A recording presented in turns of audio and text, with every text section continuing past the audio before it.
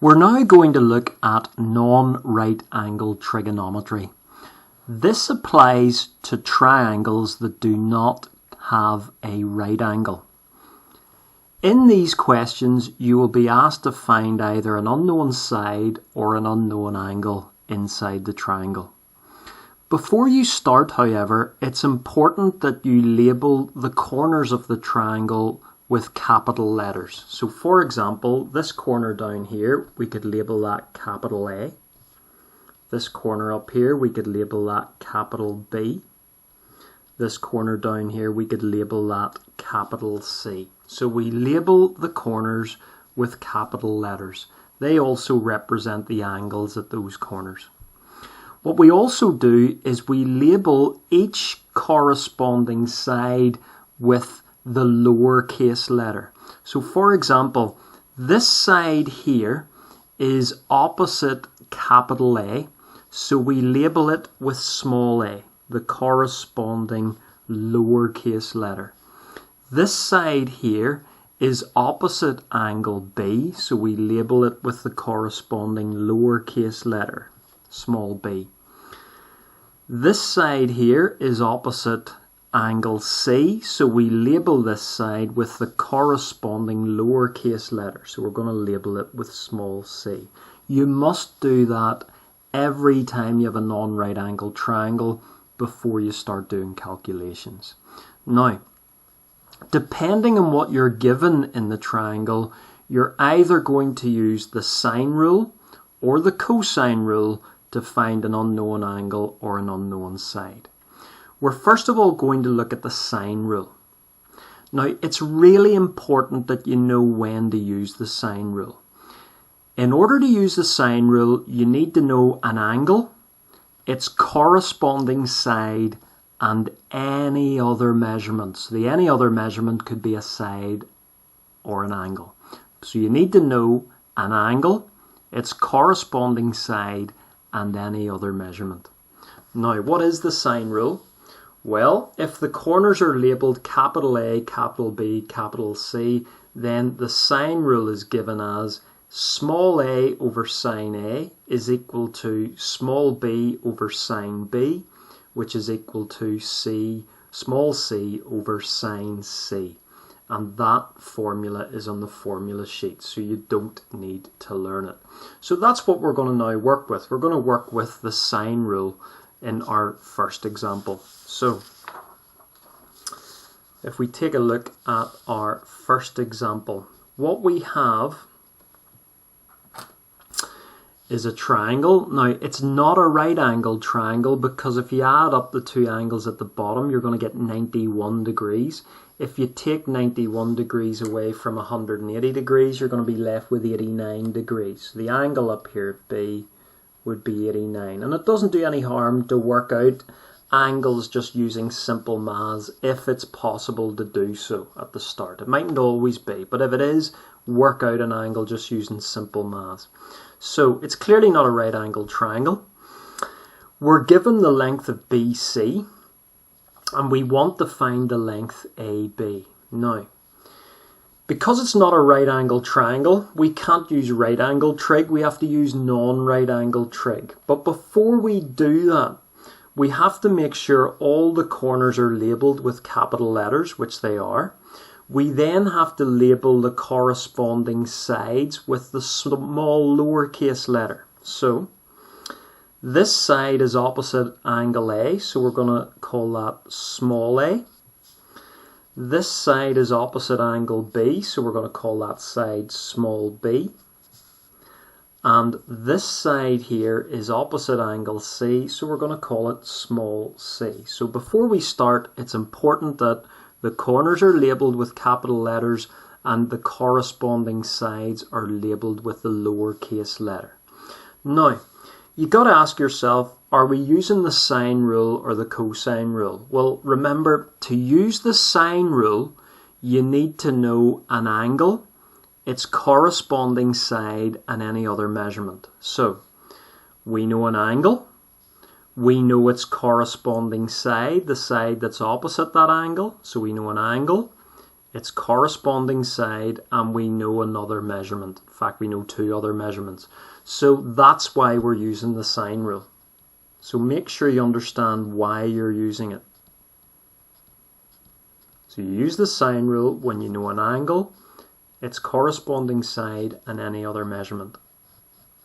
So once we know that we're using the sine rule, we write out the formula for the sine rule. Now the formula will be in terms of A, B and C because the triangle is in terms of A, B and C. So the sine rule is small a over sine A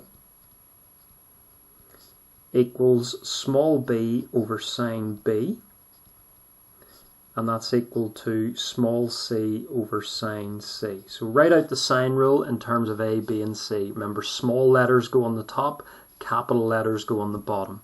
Now, what we do is we tick off everything that we know in the triangle.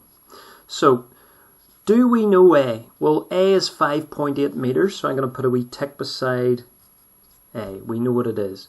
Do we know capital A? We do. We know that capital A is 40 degrees, so I'm going to tick off sine A because we can work that out. Do we know small b? Well, the answer is no, so I'm not going to tick it off. Do we know capital B? Yes, we do. It's 89, so I'm going to tick that off. Do we know small c? No, we don't, so I'm going to leave it blank.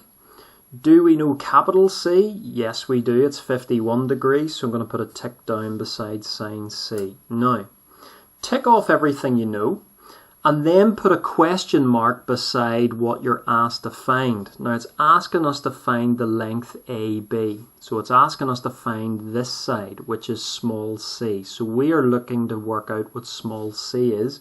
So I'm going to put a question mark beside small c. Now, in order to use the sine rule, you can only work with 2 out of the 3 fractions. So you can either work with these 2 fractions, or you can work with these 2 fractions, or you can work with the outer 2 fractions. However, whichever 2 fractions you work with, there can only be one unknown out of the 4 quantities in those 2 fractions. So there's the unknown that we're trying to find, so we have to work with this fraction. So the other fraction we work with, we have to know both quantities, and that's the only other fraction where you know both quantities. So we're going to be working with the outer 2 fractions of the sine rule. So what we do now is sub in all the quantities that we know into the outer 2 fractions. So, first of all, small a is 5.8, and that is over the sine of capital A, so the sine of 40. And that's equal to small c, that's what we're trying to find, over the sine of capital C, so that's sine of 51 degrees. So we're using the outer 2 fractions. Now you'll notice that we've got one fraction on each side of the equal sign. You know from before that we cross multiply.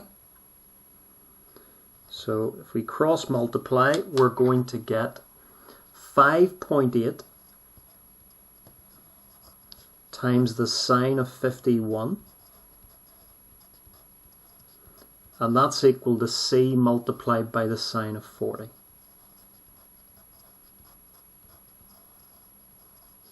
Now, we want to get c. C's being multiplied by sine of 40. I could reorder that. I could also write that as sine 40 multiplied by c. So sine 40 is the coefficient of c if we reordered it. So I'm going to divide both sides by the coefficient, which is sine 40.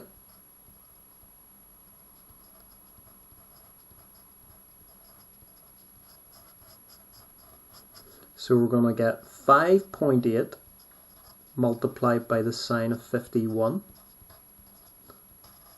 all over sine 40, and that's equal to c sine 40 divided by sine 40. Now, the sine 40s cancel on the right hand fraction, so divide both of those by sine 40, we get 1 and 1. Now, we have a fraction on this side which we're going to type into our calculator. So you need to make sure your calculator, first of all, is in degree mode. If you're not sure, you hit Shift Mode, and then you'll see there number 3 puts it in degree mode. So be careful. Just like right angle trigonometry, make sure you're in degree mode. So what we're going to do is we're going to type this fraction into your calculator. So hit our fraction button. We're going to type in 5.8 sine 51. Make sure you close your bracket after the 1. And then scroll down. We're going to type in sine of 40. Close your bracket.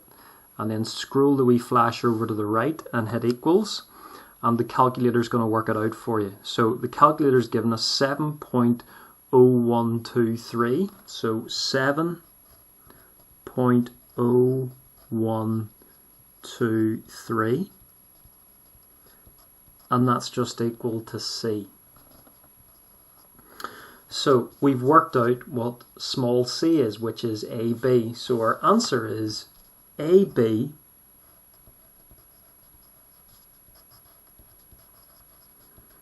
and what I'm going to do is round 7.0123 to 3SF. So I'm going to go to the third significant figure, which is the 1. Go to the digit after, which is less than 5. So we keep the third significant figure the same. So AB is going to be 7.01. And the units are meters, because this other length was in meters. And that is to 3 significant figures. So that's what we've done in our first example. We've used the sine rule to find an unknown length in a non-right angle triangle. Remember, how do you know you use the sine rule? Because in the triangle that you're given, you need to know an angle. You need to know its corresponding side. In other words, the side that's opposite that angle. So you need to know an angle, its corresponding side, and any other measurement. And if that's the case, then it's the sine rule.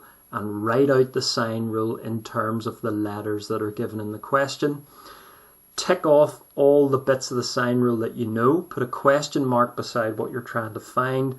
And then you only ever use 2 out of the 3 fractions in the sine rule. One of the fractions will have to contain the unknown that you're trying to find.